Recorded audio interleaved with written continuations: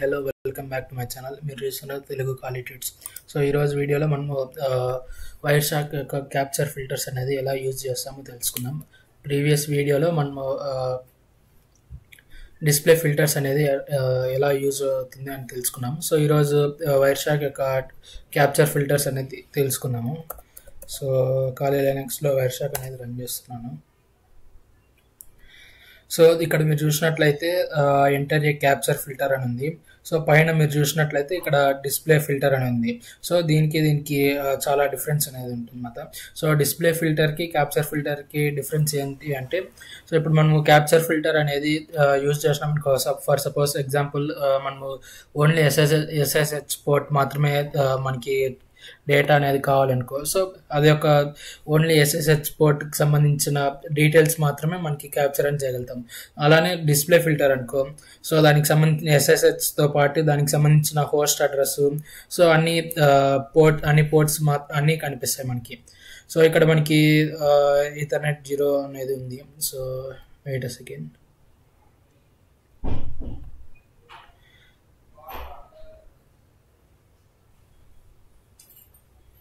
So ఇక్కడ గమనించినట్లయితే మనకి ఇట్లా తెలుస్తుంది. సో మీకు క్యాప్చర్ ఫిల్టర్స్ అనేది ఫస్ట్ ఎలా రన్ చేస్తామో అనేది మనకి చూపిస్తాము. సో స్టాప్ చేద్దాము రికార్డింగ్. అండ్ మీరు చూసినట్లయితే ఇక్కడ క్యాప్చర్ ఆప్షన్ అనేది ఉంటుంది. So right side.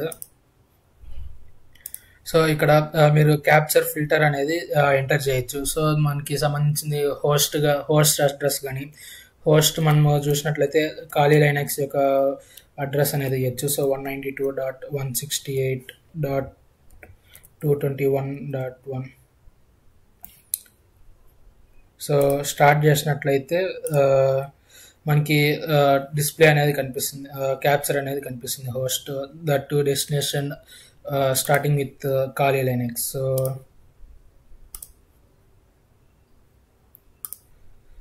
పేజ్ మనం రిఫ్రెష్ చేసి చూద్దాం. సో మనకి క్యాప్చర్ అనేది అవుతుంది లేదా అనేది. సో లేదు. సో ఒకసారి మళ్ళీ మనం చెక్ చేద్దాము. కాలీ లైనక్స్ ఒక IP address.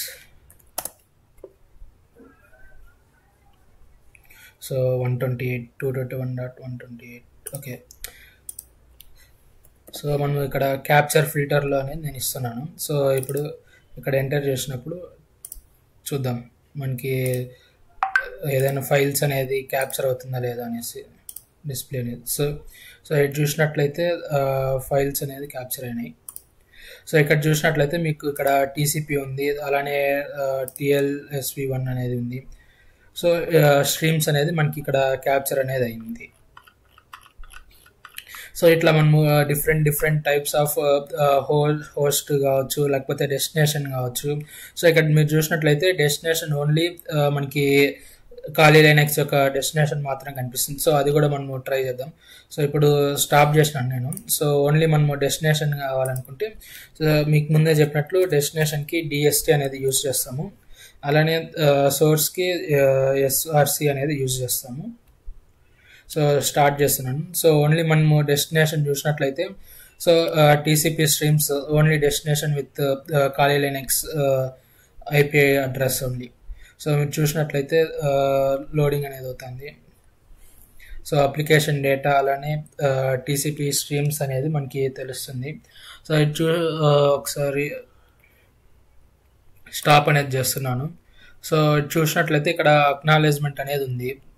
So TCP stream. So open చేసి చూద్దాం. సో మనకి మెసేజ్ డేటా అనేది క్యాప్చర్ అయి ఉండాలి.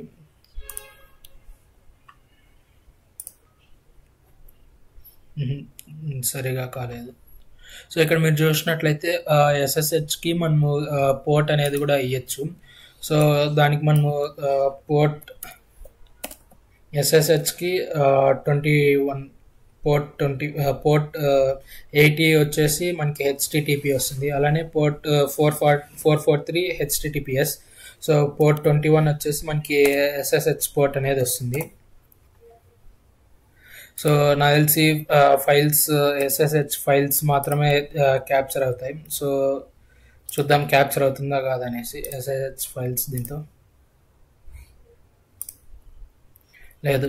సో మనం ఇలానే డిఫరెంట్గా మనము ట్రై చేయొచ్చు. హెచ్హెచ్హెచ్, టీసీపీ, అలానే హెచ్టిపిఎస్. అండ్ మనము ఓన్లీ డెస్టినేషన్ ఇచ్చి అలానే ఓన్లీ మనకి కావాల్సిన డొమైన్ హెచ్టిపిఎస్ మాత్రమే కావాలనుకుంటే సో అలా కూడా ఇవ్వచ్చు. సో ఇప్పుడు హోస్ట్ మనకి డెస్టినేషన్ నుంచి మనము ట్రై చేద్దాం. సో 192.168.221.128 అండ్ మనం చూసినట్లయితే ఇక్కడ పోర్ట్ అనేది కూడా మనం సో స్పెసిఫిక్ పోర్ట్ నుంచే మనకి కావాలి అనుకుంటే సో ఓన్లీ స్పెసిఫిక్ పోర్ట్ నుంచే మనకి వస్తుంది. సో చూసినట్లయితే మనకి ఇక్కడ గ్రీన్ అనేది కనిపించింది. సో మనకి సరిగా క్యాప్చర్ కాకపోయినా అడ్రస్ అనేది మనం సరిగా క్యాప్చర్ చేయకపోయినా కానీ సో మనకి రాదు, రెడ్ లాగా వస్తుంది. సో ట్రై చేద్దాం.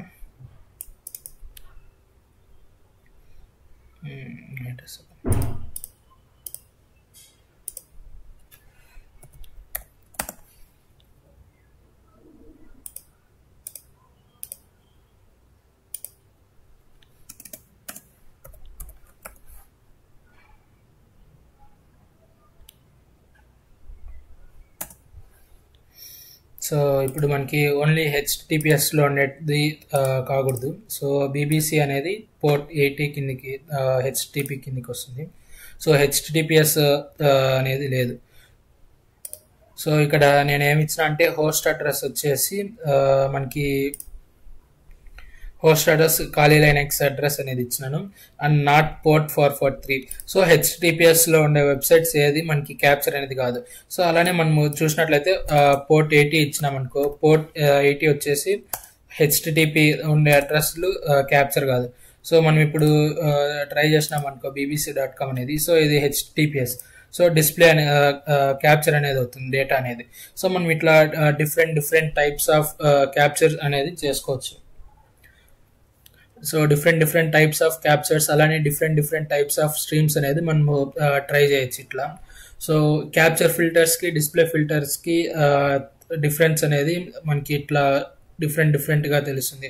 సో డిస్ప్లే ఫిల్టర్స్కి మనము హెచ్టిపిఎస్ కానీ ఇచ్చినామనుకో, so all streams like port TCP అలానే port SSH, all the streams it will display, but for the capture filter, so it will only capture like only HTTPS, it will only capture only HTTP, like that, like these ports and all they are giving. So మనకి ఇలా different types of capture filters అనేది use చేసుకొని మనము మనము data అనేది capture చేసుకోవచ్చు, data అనేది secure చేసుకోవచ్చు. అలానే మీకు నెక్స్ట్ వీడియోలో టీసీపీ డంప్ అనేది ఎలా చేస్తాము, అలానే ఏఆర్పి స్పూఫింగ్ అనేది ఎలా చేస్తాం. సో ఈ వీడియోస్ అన్ని network sniffing and spoofing videos అనమాట. సో మీకు నెక్స్ట్ వీడియోస్లో నుంచి మీకు ఈజీగా పూర్తిగా అర్థమవుతుంది. సో మనకి దీంతో నుంచి డేటా అనేది ఎలా మనము అనలైజ్ చేయొచ్చు, అలానే డేటా అనేది ఎలా క్యాప్చర్ చేస్తాం అనేది సో మీకు నెక్స్ట్ వీడియోలో నుంచి ఎక్స్ప్లెయిన్ అనేది చేస్తాను.